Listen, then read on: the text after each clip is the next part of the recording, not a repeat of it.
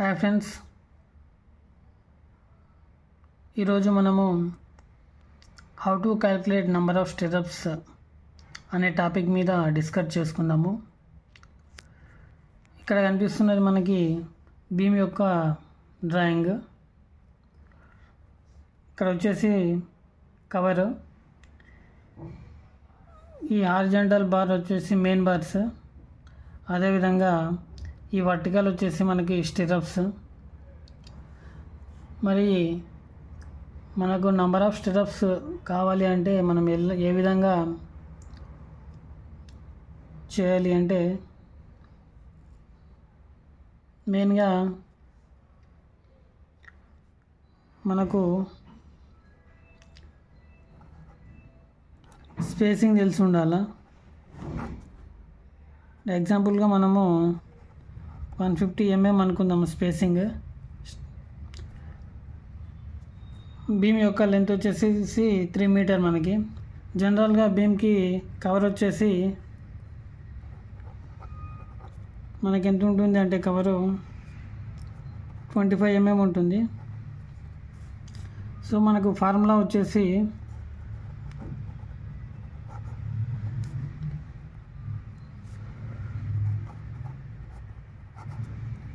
Total beam length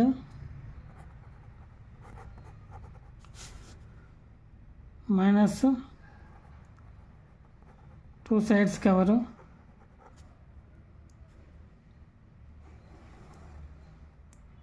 by spacing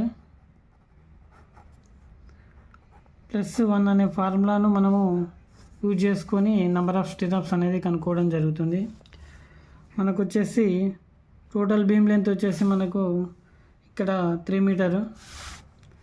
అంటే మనం ఇప్పుడు 3 మీటరు మైనస్ 2 సైడ్స్ కవర్ అంటే మనకి ఇక్కడ మనం ఒక సైడ్, అదేవిధంగా ఇక్కడ కవరు, ఈ 2 కవర్లను మనం మైనస్ చేయడం జరుగుతుంది. అంటే 2 × 0.025 అంటే 25 mm మనం మైనస్ చేయడం జరుగుతుంది. బై స్పేసింగ్ మనము 150 mm తీసుకోవడం జరిగింది. సో మనము ఈ ఎంఎంలను మీటర్లోకి కన్వర్ట్ చేసుకుంటే 0.150 మీటర్ వస్తుంది 150 mm అంటే. తర్వాత ప్లస్ 1 ఈ విధంగా చేస్తే మనకు 2.95 బై 0.150 ప్లస్ 1 వస్తుంది. ఈ విధంగా చేస్తే మనకు ఎగ్జాక్ట్గా 20.66 నంబర్స్ వస్తాయి.